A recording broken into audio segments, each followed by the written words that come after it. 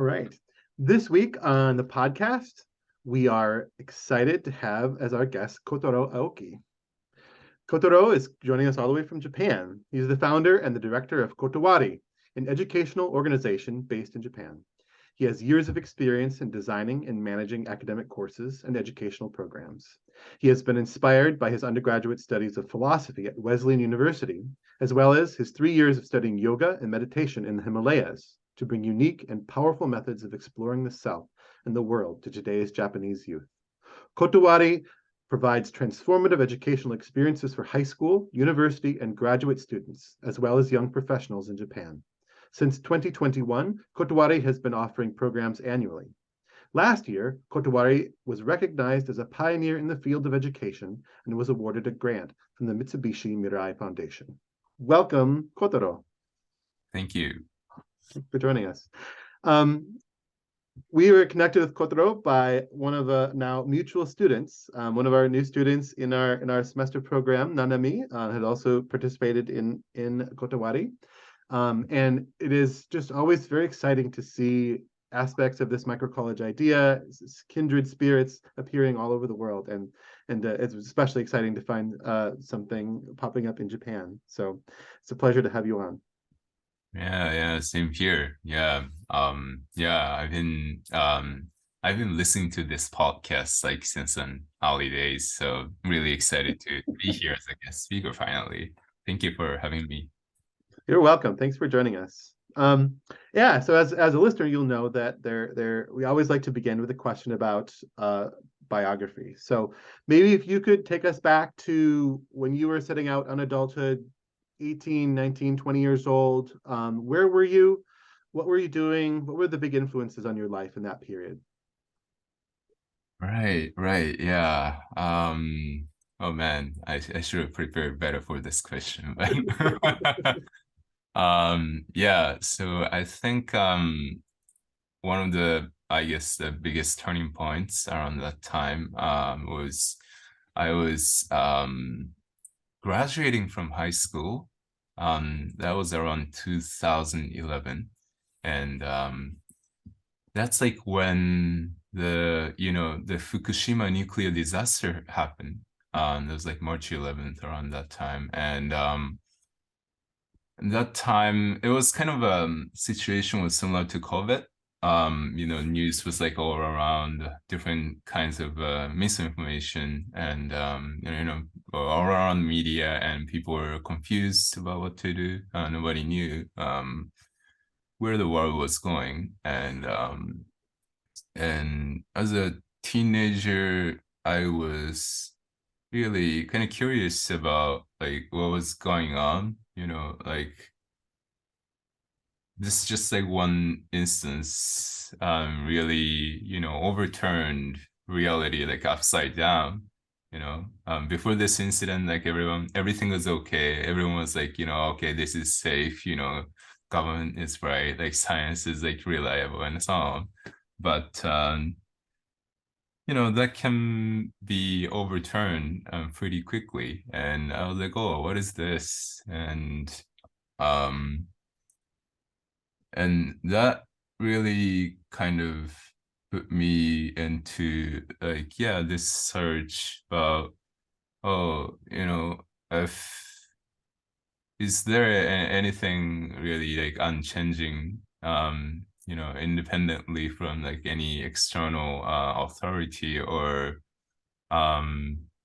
external changes, like is there something that is like everlasting, and what would that be? And so like that question, like I hope to like pursue in higher education. And it's but at that point, like didn't I didn't realize it was a very kind of a interdisciplinary like philosophical like existential question that like I was having at that time. So but like I was like, oh yeah, university must be like somewhere I could pursue that kind of question. And where I can meet kind of like-minded people and professors and students. So I went to a national university in Japan. Going out of Japan wasn't my option at all back in high school and so I just went and I my I think my expectation was too high. Everyone was there for hanging out with their friends, you know, joining this extracurricular and that extracurricular, and professors were interested in training specialists or researchers, but not, you know, exploring like a really important questions with students or anything. Um, so yeah, so I was like, oh, because like magnitude of like that question that occurred like in me around the time of the earthquake was like really really big. So I couldn't I couldn't just ignore it. And so I quit after like 3 months.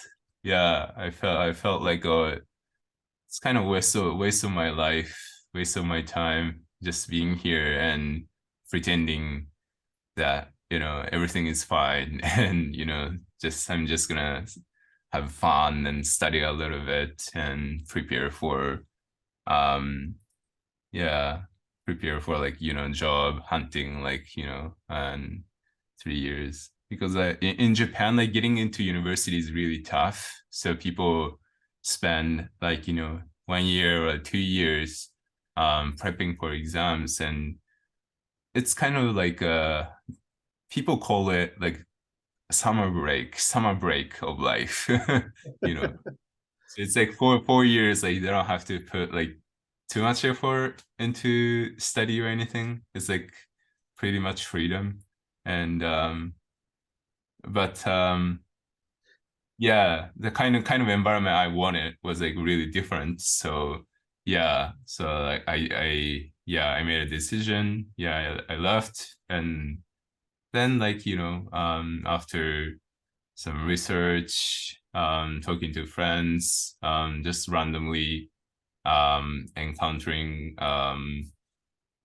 student blogs at liberal arts universities in the US, and I visited liberal arts schools in the US, and I was convinced, okay, this feels like what I'm looking for. So from there I changed yeah I changed like my school to liberal arts college in the US. And yeah, how that's sort of like how kind of my life trajectory, like kind of began, like from that time in my late teens. So yeah. Yeah. So it seems like that was a pretty like radical thing to do, to drop out of college to out of the university there after 3 months and change trajectory like that. Like an existential crisis of its own? Yeah. It was it was pretty radical, I would say. But um I guess later I kind of learned about myself that like I cannot really stand anything that I feel, you know, that is not in line with, my soul. So uh I did that like a few times like later in my life. And yeah, it kind of comes natural to me at this point. Yeah.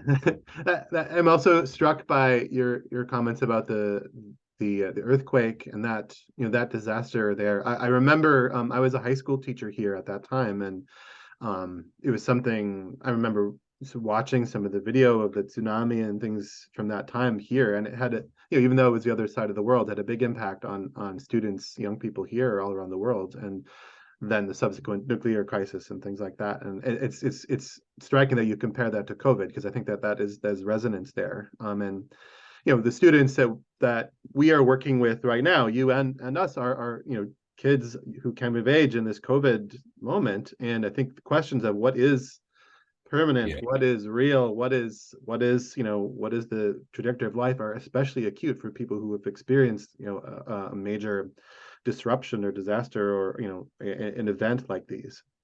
Yeah, really. Yeah, I see like a lot of myself and my students and young people that I get to meet through like my work and that hmm, like importance of like kind of meaning making, or making sense of like this whole world, like this life, and that the courage and intelligence, the importance of all that is like ever like you know mm, bigger than before. But there isn't university isn't you know doesn't provide any place for that, and high school, middle school, of course not. And so it's quite curious like how like my personal like life trajectory, and like how I, in a way, kind of how I got stuck like in this question. uh Ended up like contributing to other young people and also old people as well, who are like kind of who are kind of ready to face like this question during this time. So and yeah. and so this question, right, and maybe we can go into more depth of what you mean by it, is embedded right in the name of your initiative, right? Kotowari Yeah, means what? Can you give the translation of that for our audience? right. Yeah. So Kotowari is so we named this organization Kotowari because like at core we want to like pursue the unchanging under the surface of the changing. And it's derived from a Taoist concept of Tao. And the Tao, it's an kind of a ever changing, kind of spontaneous like substance. And like Tao itself has like two aspects, like changing aspect and like unchanging aspect. And we take unchanging aspect, and people named it Ri. And Ri in Japanese, you can read it as Kotowari. And so yeah we we are Kotowari, like just like I was saying, provide a space for youth in Japan to like explore like what's unchanging beneath the surface of like changing things around the world today, like environmental crisis, or political crisis, or any sort of crisis that we're facing today, that kind of expose the nature of reality, nature of human beings, nature of nature. So that's kind of where our name comes from, and that's kind of what we do. Yeah, yeah, it's a lot packed into one concept there, and I think it really appreciate that.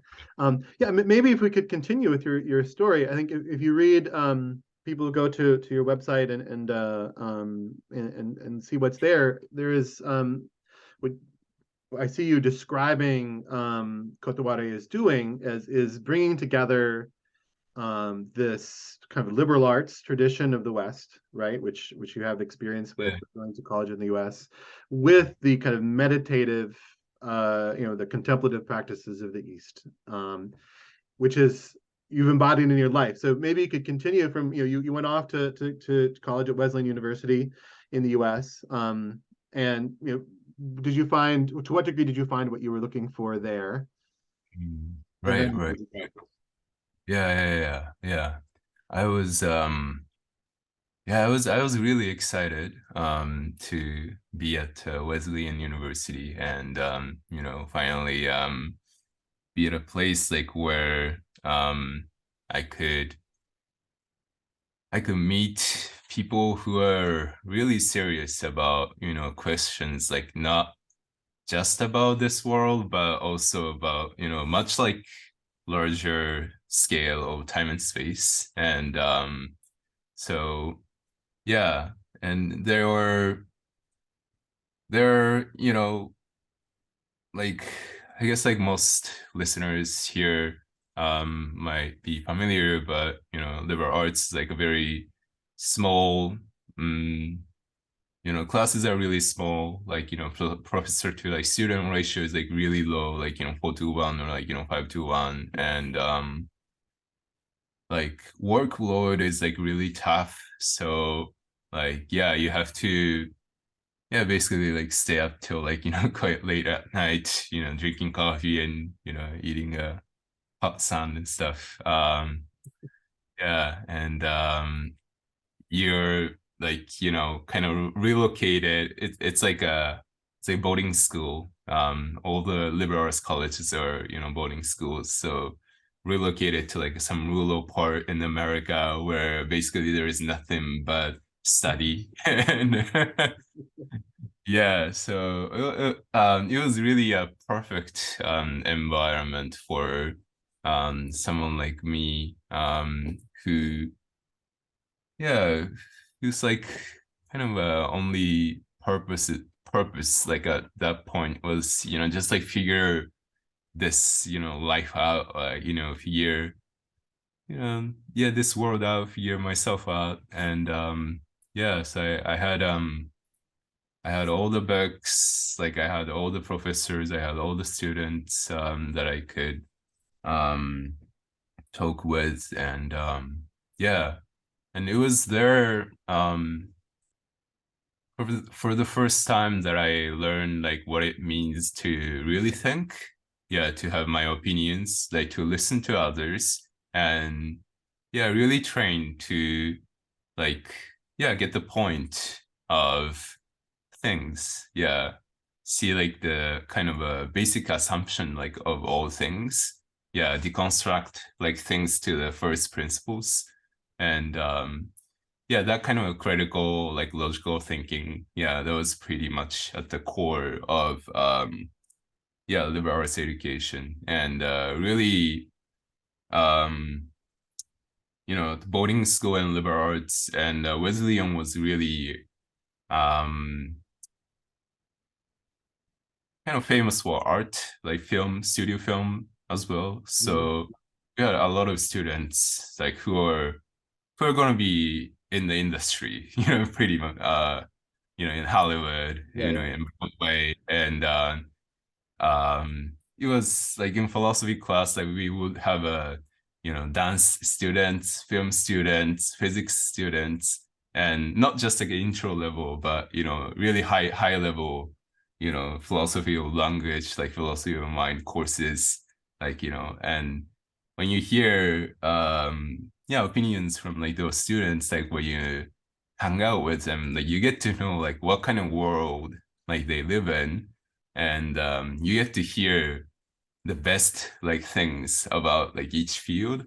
you know you might not become artists or you might not become a physicist yourself, but like you still get to access like to good things about those fields, and like your world kind of like expands. So um yeah, I declared my major in my junior year, and yeah, later I realized it was really a great environment for a philosophy major. yeah, you get to see the borders of, the human like knowledge and human world in like many different ways. Yeah. And so yeah, that was really good. Yeah. I think that what you're articulating there is the classic description of the American liberal arts college, right? Yeah, Which yeah, is pretty much. it's striking because I think it'll be familiar, almost to the level of obviousness to a lot of our American listeners. Right. Um, but also it has been in my observation in the last few Mm. years, at least the last decade or so, at least, that this term liberal arts and the concept of it has been more or less under attack. It's both kind of from the left and from the right in the U.S. as for different reasons. But I really think I was really excited to see you using that term because I think it's an important idea. If you go back to the roots of the liberal arts, it really is goes way back in Western history, all the way back to the Roman Empire, as education for free human beings. And Right. I think it's an idea worth renovating and expanding in a way that seems like you're doing. So it's great to have you, that articulation. Yeah, yeah, right. Yeah. And I see personally like where like liberal arts like it's falling short, and that's why, I and my friends like started doing this initiative. If liberal arts is perfect, like, we can just send it to the liberal arts schools in the US and that's it. But yeah, like from personal experience, yeah, that was not the case. So yeah, So let's take out the next step. You went to the west, did yeah, liberal arts, and then yeah, you went right. I guess yeah, metaphorically, at least to the yeah, east, right? You went, yeah. I guess it yeah, was yeah, metaphorically and physically, yeah. your west, your east was your west or your east, maybe. But anyway, you went to Yeah. India, right? To the classic. Oh yeah, classic man. Tell us about Yeah. that. Yeah. But it wasn't too classic for me, at least, or like, kind of person I was back then. Really intellectual, like highly like critical, very, um, in a way, cynical. Yeah. Like that's I feel like what liberal arts like end up producing, like, in many cases. Yeah. Quite um Critics. yeah, critics, yeah. And no, I guess like we're kind of encouraged to like, see alternatives, like, seek alternatives to like existing system. But the Western or liberal arts like intellectual approach, like, doesn't give you that power, or like doesn't isn't prepared for that, basically. Yeah. So yeah, you kind of send students like, cynical like critics out in the world, with highly developed like intellectual mind, and but who can criticize a lot of things but can't really create anything. Yeah, basically. So like often like struggle, and end up kind of conforming to like the society. So yeah, anyway, I think that came a little bit earlier for me because I was yeah, I was studying philosophy, and around the around my senior year, I I kind of realized that um all this like study of, philosophy, literature, history, and economics, and um I did the best I could, but after 4 years I didn't feel like I knew any better than I did before I had started. And the more I learned about philosophy, and academic disciplines, like more, I felt like, oh, I knew less. I knew less, and I could know less. Yeah, because yeah, no, knowledge is always like about, dissecting everything into the bits and pieces, and um yeah, what's left is just piecemeal, fact and knowledge about many things, but how to put things together, that perspective is like completely lacking in today's philosophy or today's education. And this like rigorous like intellectual approach that they teach at school is not really good at putting things together, because when you put things together, there's so much chaos. There's like, compromises and contradictions, and you can't really make sense of it by this like intellectual mind. And there's so much um that we can't grasp by this objective, impersonal, emotionless like approach, Reductionism. Yeah, reductionism, basically. Yeah. So yeah, that I really felt so strongly. And I was like, oh well, but if there is no way forward, then I might just as well give up on the search. And, maybe it's just, I was just like going after nothing. And maybe it's at the end of the day, it's all relativism, and people are just pursuing things that, one thing after another based on their feelings, like that are informed by societal trends, historical trends, and we are just like, this tiny like, atomic individuals in this like, yeah. And so I was like, okay, yeah, I guess yeah, I'll just, yeah, give up. And so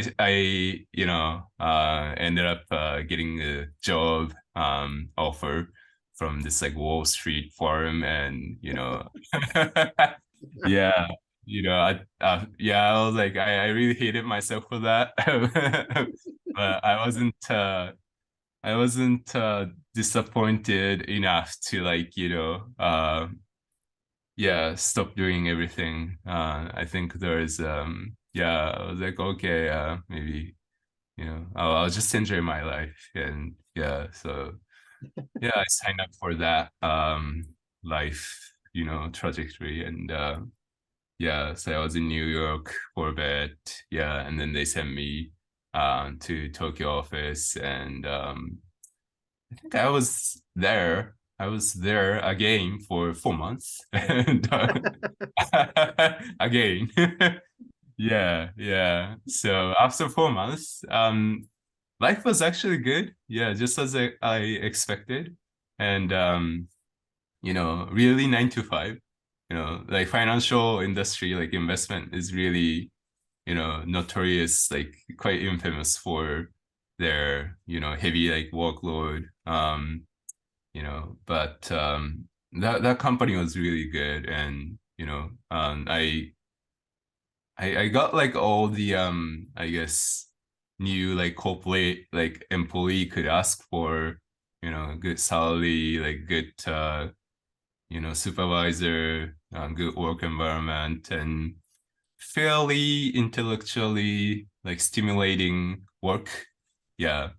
But the I really found like no joy in seeing the digits of like my bank account, like, like, multiplying. I was like, what is this? It'll Like, fly. Yeah, you got to really enjoy that.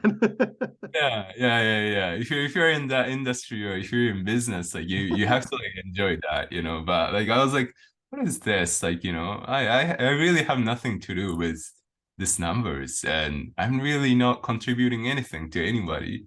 I'm not creating any value. Yeah. And all day I was doing like, in front of a computer, just clicking this and that, and like, making this like analysis, so to speak. And yeah, calling like London, San Francisco, New York. And I didn't know what I was doing, of course, like 4 months into the job. But um and I didn't find anybody. Yeah, I think most importantly, like I didn't find anybody who was in any way who spoke to like my soul, you know. At university, like it was better. Yeah, there were people who could speak to my soul. They didn't know the answer. They didn't know um the way forward, but at least like they are kind of struggling like in their own field. Yeah, and I could learn from their struggles as well. But like struggles for meaning, I think. Yeah, struggles for meaning. And they're in the finance or yeah, corporate world. Um, I didn't find any struggles at all. Yeah. Um, that's the like, where people kill, that like yearning and like, Yeah. they replace it with like something else and numbers, digits, like impact. And yeah, so I was like, oh, if I stay here any longer, like, this like thing in me like will die. And I gotta hand it to you. Most people, I think, take a lot longer than 4 months to make these sort of realizations. They'll go on for years or yeah. decades, like something's missing. But Yes, yes. you've shown a pattern of being quick on the draw. So where did you go with that? What? So you left that, I assume, and then what's next? Yeah, so um yeah, so next like 6 months, I was kind of like, wandering around in Tokyo. I think I did bartender. I did editing job at a magazine.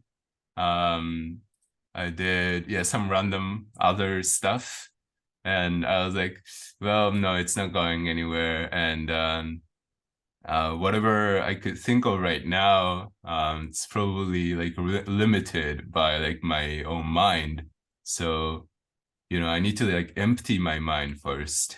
Yeah. So, and then like I remembered India, where I spent a month back in freshman year in college. Um, and there, yeah, it was like, okay, I don't know what I'm gonna do. I don't know how long I'm going to be there. But yeah, like right now, yeah, I just need to let go of, whatever stuff I have accumulated in my mind. So yeah, then I just bought a ticket. I went to India, and yeah, that was my kind of first or re-entry to the East.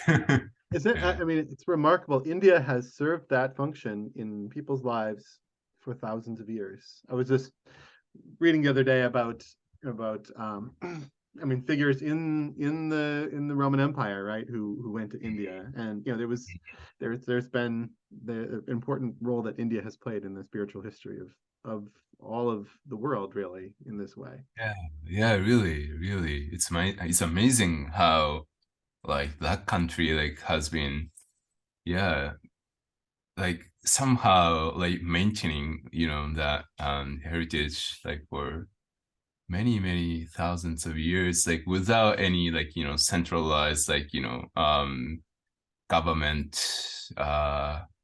yeah, interference. Yeah, it's just in people. And but yeah, back then I didn't know much about it. I did my first like 10 days Vipassana meditation course. It's like a silent like meditation Sure. retreat like, all around the world. And I did my first retreat back in freshman year in India. So I knew about that. And um unfortunately that didn't continue for different reasons. But I could I remembered, that feeling. And I remembered how just like sitting around, Ganges River and, you know, where kind of human scale of like space and time kind of dissolves into like this timelessness. And yeah, it really different spots in India have really magical like power to yeah really melt like this individual sense into like something else. So yeah, that's yeah, I did have that memory. So yeah, that's I think that's why I went there. Yeah. Um, right.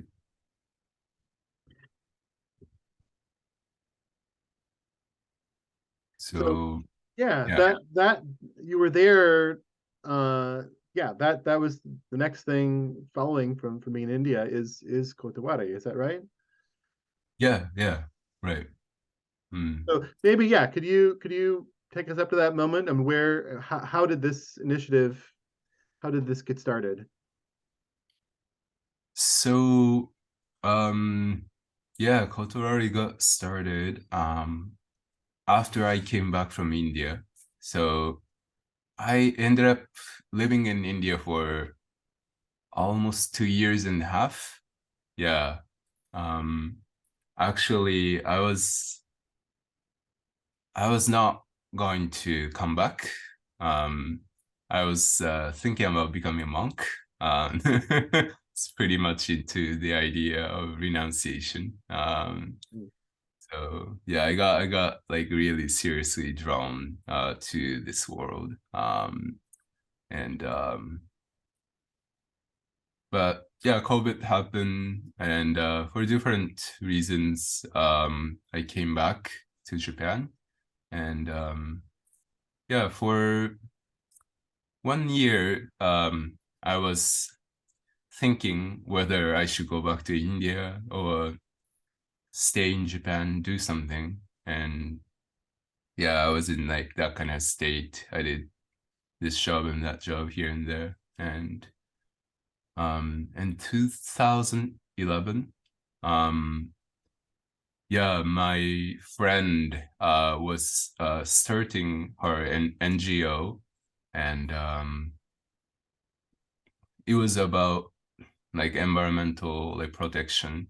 And yeah, she was like asking me like what would I do to make this earth a better place, make the human beings care more about the earth. And I was like, oh yeah, I'll do education, and I'll talk to her about, you know, um, yeah, like we really kind of mm, like whatever we do on the surface, like to mm, like solve the problems by like creating like renewable like energy plants, or um any like political decisions, all that um can do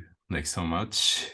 um and human desire is like endless, and unless like we turn inward and really kind of look at ourselves, like there's like no way that like technology and like this political um yeah discussions, yeah, political stuff like will solve the problem, like fundamentally. And yeah, the external solution and internal solution like must go hand in hand. And yeah, and then like she was like, oh yeah, like why don't we, yeah, why don't you do that then? And I was like, well, oh, I never really thought about doing education. I never really, yeah, um, yeah. So, but kind of then like eventually, like some of my friends and acquaintances, they all kind of found this idea meaningful, this initiative purposeful. And yeah, after like 5 6 months, yeah, we had our first summer school, and yeah, and Nanami, like who is attending Thoreau College right now, was yeah, in our first batch, and yeah, we had yeah, we knew like what we wanted to do. Like we didn't want to do like, like 200 students, gather them like in this like, large auditorium and like, some famous lecturers like speak and like people like clap and, take notes. Like, that was the last thing we wanted to do. And so like we wanted to keep it small and, discussion based and um really kind of quality like students. I would say we had about like 100 applications and we only picked like 20 based on their, I would say, like readiness to like confront this question. um like not just the technical political aspect of environmental crisis, but existential, like human and personal aspect of the crisis as well. And yeah, so and also informed by my time in India, like I knew, just like intellectual kind of liberal arts approach like wouldn't cut it. So yeah, we incorporated a lot of meditative, like contemplative practices as well. And I think it's more than just kind of instrumental purpose that like the Eastern, perspective like played in our curriculum. But I think it's like this like whole worldview, yeah, is quite shaped, heavily shaped, yeah, by the Eastern, like Indian philosophy and like Japanese yeah, philosophy or spirituality, yeah, as well. So yeah, that's how this initiative, Kotowari, got started. Yeah. So you've done the summer program twice now, is that right? Yeah. We've done it twice. And how long is it? It's 5 days. Okay. And so Yes. and during that time, can you just go, what does a day look like? What is the arc of that week? Yeah, um so first 2 days are kind of straightforward, like a liberal arts like approach to like environmental problem. So yeah, we start off, for example, we start off with you know yeah, how the human activities are like linked to like this environmental crisis and how the current like paradigm we live in, which is like capitalism, like capitalism, how like capitalism is like linked to like this problem, and um that like economic structure, in that economic structure, like what are the kind of first principles of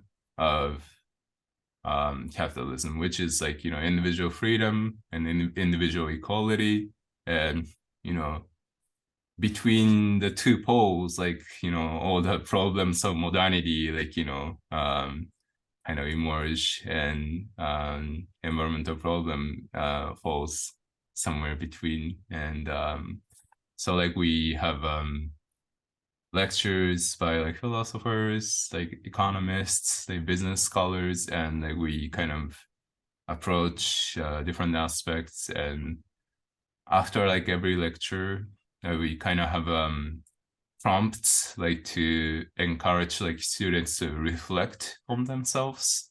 Yeah, like what is okay, like we kind of studied about like this box we are in, and like can you see like how you influenced like you are by this box, and um what like like we first like need to really think hard about this box. Like that is important, I think. Become aware of your paradigm, right? Yeah. Come aware of your paradigm, and how resilient like this paradigm is, and how change cannot just come about that easily. And um so like we do that for like 2 days. Yeah, become aware of the paradigm. Yeah, and then by the end of 2 days,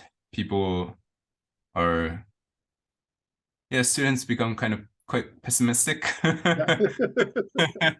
Yeah, it's kind of like packing 4 years of liberal arts into 2 days. Yeah, really accentuating this cynical, critical yeah, aspect. And yeah, so yeah, and then from day three, so we have this summer school in Aizu.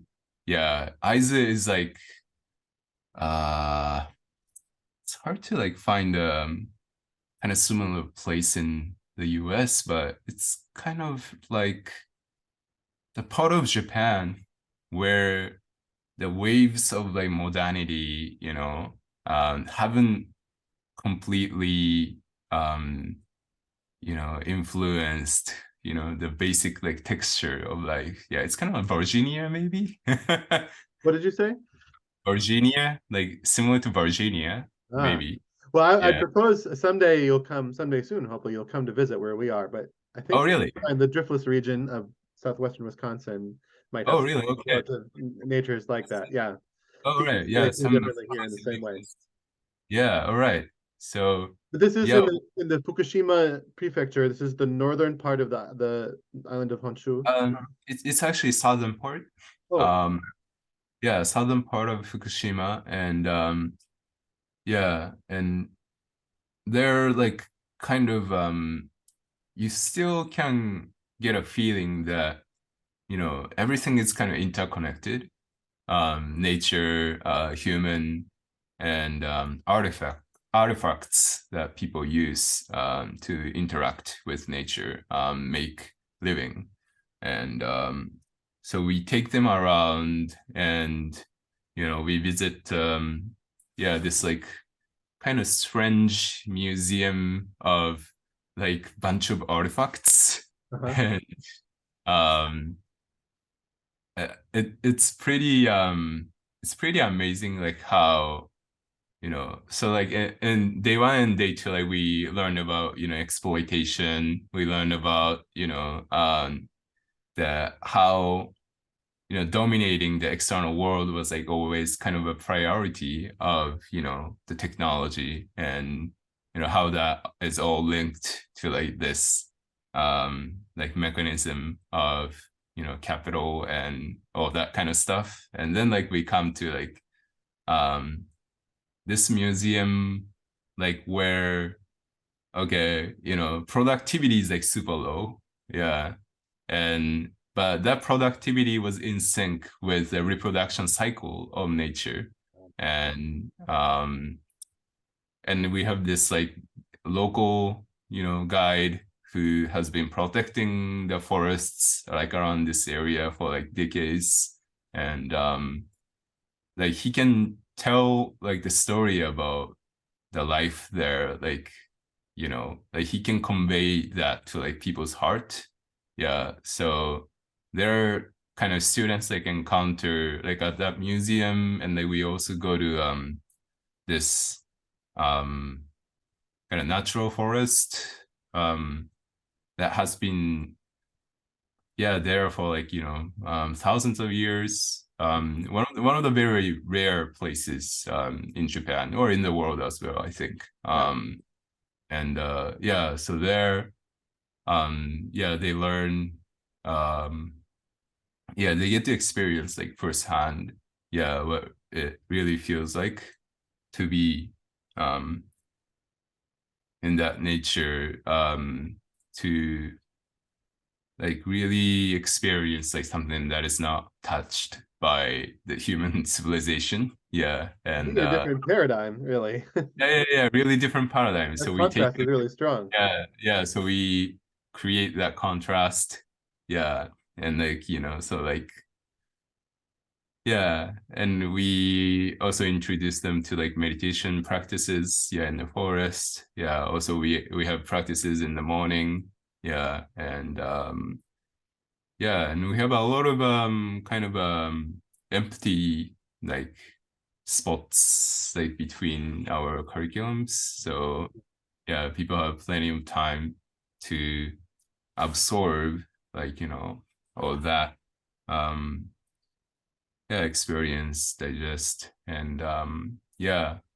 And then like around the end, people have final assignment, and they we often like ask them to kind of create a story that connects like all these like different paradigms, and like connect them like back to like their personal like paradigm, their personal world like they're living in. And yeah, some students write poem, like others write novel, like sometimes essays. So yeah, so that's kind of the general kind of overview of the program. That's beautiful. Yeah, that's yeah, Uh, that's a really powerful narrative arc there for a short period of time to do quite a lot. It sounds like. yeah, yeah, it's really short, so um yeah, we hope to play a role of catalyst. And but it's such a yeah, it's really transformative experience, like according to students. But it's so transformative that students often find it difficult to go back Sure. to where they come from. And also like kind of assimilate the learnings and discoveries into like their everyday life. So yeah, that's why like we started offering kind of a continuation of this summer school last year. Yeah, it's like 4 months online programs. And yeah, we have online meetings like every Sunday for like 3 hours. And yeah, we have readings, writings, meditation practices. And then like in the end, in January, we met together again in Aizu, and for 3 days we did some programs. So yeah, that was a pretty good kind of transition. Yeah, we created. So And yeah, it's called the fellowship. Is that yeah, right. Yeah, it's called fellowship, winter fellowship. Yeah, we call it. Yeah. yeah, So that question of transition, doing a program like yours or like ours, I think is a really important one. Actually, something that other programs, microcollege and gap year type programs, it's something I think that comes up a lot in our conversation. Because if you do what you're trying to do, what we're trying to do well, yeah. people will be transformed, right? And they Yeah. and they will be going back into a world which is the same old world, right? Yeah. And that it's yeah, that is a like that's a deep pattern. This is the classic kind of the hero's journey, kind of Jungian Joseph Campbell hero's journey. The return, right after this transformative journey, is that's actually like a dangerous and like challenging moment as you come back into the world that is you've left and been changed, because you're a Yeah. different person and the world is not is the same in some ways. And so I think it's really beautiful to hear what you've done, as part of a response to that is to stay in touch or create a remote program that helps us support that. Yeah. I personally like experienced like that return a few times in my life. And yeah, I also know like how challenging, yeah, it is. and it takes time and to kind of create a new world around you first, and yeah, like slowly like begin from there. But yeah, so I think having and it really helps to have people with you know, people who are kind of going to the same direction. They might not be going after the same thing, but they're going the same direction, and yeah, they can help each other. You know, they can be there when yeah the roads gets tough, and yeah. So I think yeah, from this like fellowship, yeah, there's like people kind of want to meet like twice a month or like once a month, and you know, they want to like kind of assign like their own readings, and like, you know, yeah, there's like something kind of emerging from that as well. So yeah, so I think yeah, it's really yeah, it's really important to like have a support system, but at the same time, like they're young, right? So yeah, they can be swayed easily by the external influences. So yeah, and they don't have the independence yeah, that is required in the first place to like, you know, um make this like return successful. So um yeah, I think there we can yeah provide yeah whatever support yeah we can, and yeah, that's a really um yeah, that's a really great theme that the um yeah, education often doesn't really talk about. Yeah, yeah. Especially education that is not just preparing a person to work in a financial Oh office or a yes. corporation, right? There, the outcome is clear. Oh yeah. We're actually Oh yeah. shaping you to fit into an existing construct, but Oh, that's yeah. not what we're trying to do here. Yeah, yeah, yeah. And yeah, in a way it's yeah, we're like trying to see you know, something that is not here yet. Yeah.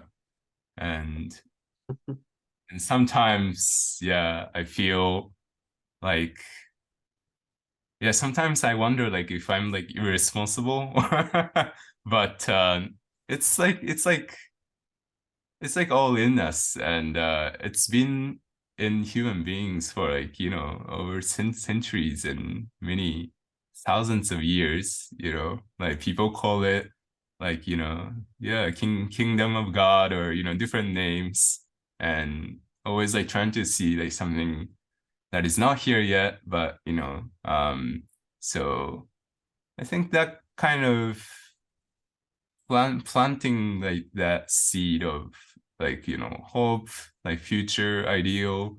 Um, yeah, if education doesn't do it, like, you know, who else, you know? Right. Yeah.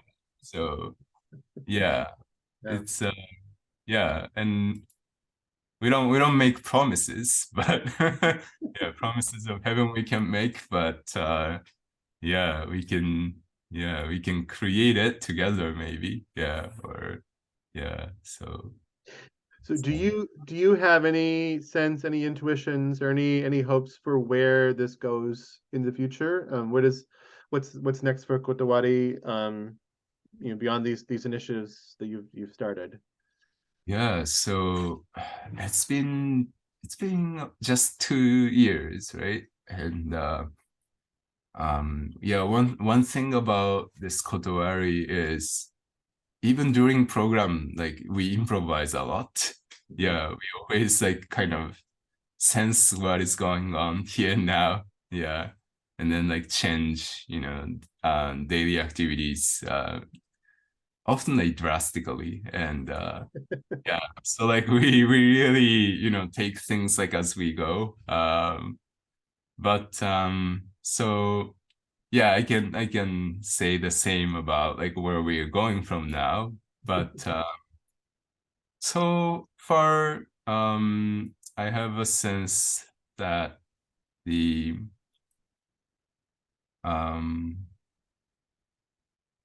yeah, what we are doing is like not limited to like one location.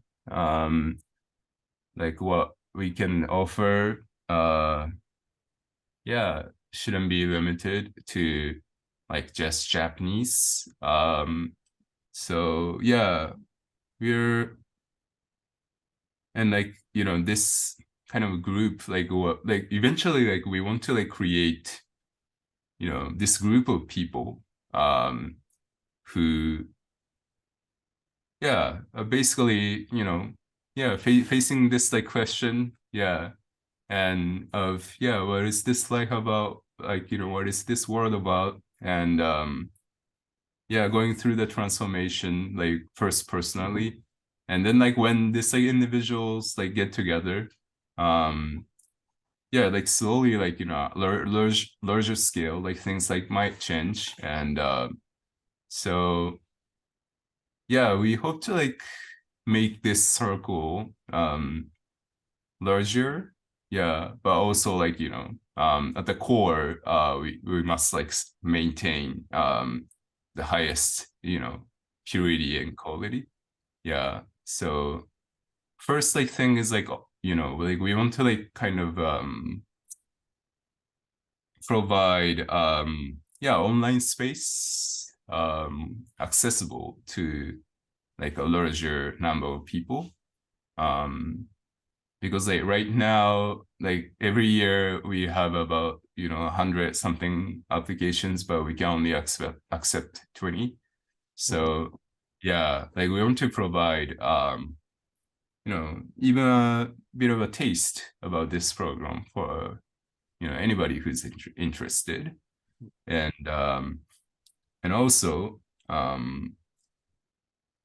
yeah we hope to kind of collaborate with other organizations like in America or like in India and like really kind of yeah because like our